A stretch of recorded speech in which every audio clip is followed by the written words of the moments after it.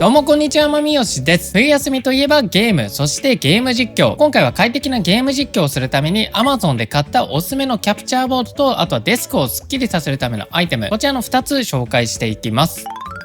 ということで今回おすすめするキャプチャーボードがこちらエルガトの 4KX というキャプチャーボードになります。で、なんでこのキャプチャーボードがおすすめかというと、全部入りっていう点ですね。製品名の通りもちろん 4K に対応してるキャプチャーボードなんですけども、規格もかなりすごくて 4K144fps までのキャプチャーに対応。フル HD の場合は最大 240fps まで対応しています。快適にゲームをプレイしながら録画をすることができるっていう商品になっています。で、僕はこちらの 4K144fps とか特に使う機会はないんですけども、なんでこちらを買ってるのかというと、それがこちらですね。 USB3.2 Type-C Gen 2に対応していることです。僕こういった動画も Mac で OBS を使って動画撮影してるんですけども、普通の 4K のキャプチャーボードだとたまにカクついたりすることがあるんですけども、この USB3.2 Type-C Gen 2の 10GBps に対応しているこのキャプチャーボードを使うことによって、そのカクつきっていうのが改善されました。なので Mac ユーザーにとっても結構ぴったりなキャプチャーボードになっています。で、もちろん Windows、Mac 両方とも対応しています。という感じでエルガト 4KX のキャプチャーボード、僕はこちらで3代目の購入になります。じゃあ早速開けてどんな感じで使えるのかチェックしていきましょう。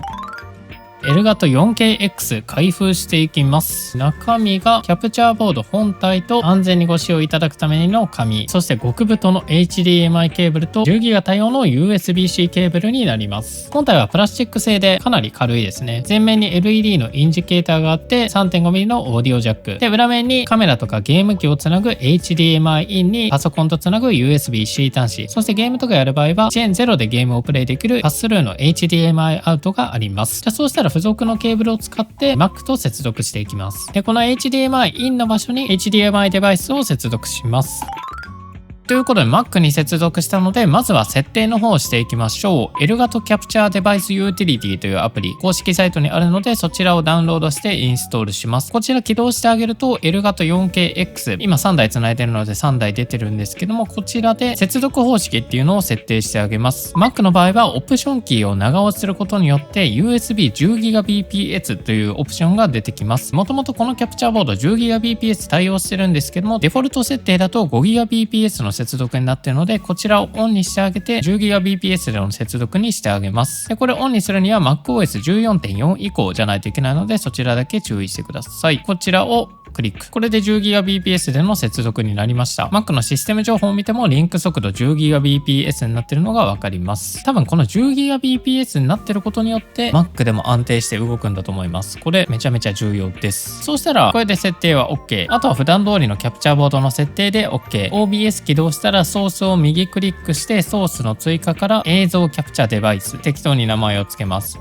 今回エルガトとしましょう。で、これで OK。そうしたらここからデバイスでエルガト 4KX を選択してあげます。で、元の設定だとこちらプリセットがハイになってるんですけども、これだと 1080p でキャプチャーされることとかもあったので、僕はこちらプリセット使用を外してあげて入力フォーマットを 4K に固定してあげます。で、4K に関しても1個2個3個あるんですけども、こちら一番上の最大 144fps まで対応しているもの、こちらを選んでください。これ以外選ぶとなんかカクカクしちゃったりします。フレームレートに関してはこちら 144fps まで選べるんですけども、OBS は 4K60 でキャプチャしてるので僕は 60fps にしてます。カメラとかの場合は 59.94 でもいいと思います。で、こちらで OK。で、あとはこちらのソースの部分の今入れた画面キャプチャーデバイスをオンにすることによって OBS に映像が映されます。じゃあ実際にこちらのエルガトをオンにして映像の方をチェックしていきましょう。今回はちょっと著作権の問題があるので一眼カメラをつないでどんな感じで映像出るのか、そしてカクつかないのかチェックしていきます。ということでこれが Mac にエルガト 4KX をつないでエルガト 4KX に HDMI 経由で一眼レフカメラをつないだ映像になります。こんな感じでね、色味もかなり綺麗だし、しっかりと 4K60fps 出てるのがわかると思います。結構ね Mac だとこう 4K60fps たまにカクッとしだすことが多いんですけども、こちらはしっかりと 60fps 出てます。で、色も普通に綺麗ですね。で、こんな感じでゲーム実況できるんですけども、ゲームやる人以外にもかなりメリットがあって、それが画角切り替えですね。僕はこちらのエルガト 4KX を3台 Mac スタジオにつないでるんですけども、そうすると何ができるのかというと OBS で録画してるので1つのファイルでこんな感じで画角を切り替えることができます。今3台つないでるんですけども、どれもカクつきないと思います。いろんなキャプチャーボードを使ってきたんですけども、これができるキャプチャーボードがね、多分ねこれしかない。あとは 10GB で接続できるキャプチャーボードがあればそれでもいいと思思うんですけども、この Elgato 4KX っていう選択肢かなりおすすめになっています。もちろん Windows でも使えるし Mac でも使うことができます。ただ Mac で使うときは注意点がもう一つあって、この 4K60fps でのキャプチャーっていうのはかなり重くなってるので M1MAX、M2MAX、M3MAX、M4MAX とか、あとはウルトラチップじゃないとこの 4K60fps での録画っていうのはかなりきつくなってるので、そこだけ注意してください。僕はそのために Mac Studio を使っています。で Mac Studio に関しては筐体が大きくてデスクに置いとくとかなり幅取るんですけども、そんな時におすすめなのが2つ目の商品、センテックの Mac Studio デスク下マウント。今こんな感じでデスクの上に置いてあると思うんですけども、このセンテックの Mac Studio デスク下マウントをデスクの底面にネジ止めしてあげます。奥につけすぎるとデスクを壁につけた時にケーブルが干渉するのと、デスクの手前に出しすぎると USB ケーブルとかが足に当たったりするので、クリアランスはしっかり取るようにしましょう。あとは付属のトレイに乗せた Mac Studio を下から通してあげて突起にはめてネジを止めるだけ。これでしっかりと固定されます。前面の USB-C 端子と SD カードスロット、背面の USB-C 端子だったり電源端子、HDMI 端子なんかも干渉ないし、もちろん LED も見えるし、マウント部分はゴムもついてるので Mac Studio に傷がついちゃう心配もないです。もちろん吸気口、排気口を塞ぐことなくデスク下にマウントすることができるので、 Mac Studio を使ってる人はこのマウント方法かなりおすすめです。ちなみに今の映像も HDMI で出力してそのまま録画しています。で Mac Studio をデスク下にマウントするアダプターに関しては安いものも出てるんですけど、 Mac Studio 自体だいたい 4kg ぐらいとかなり重くなってるので、それを支えるためにしっかりとしたマウントアダプターを買うのがおすすめです。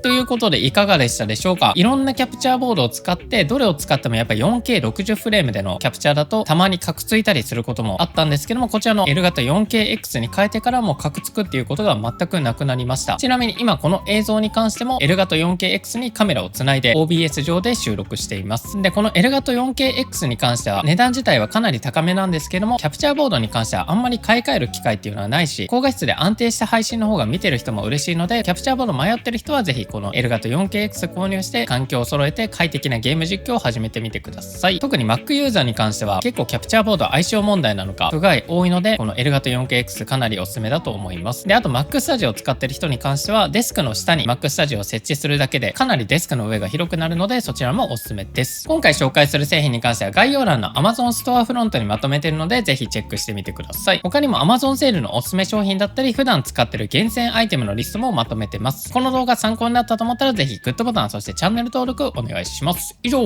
バイバイ。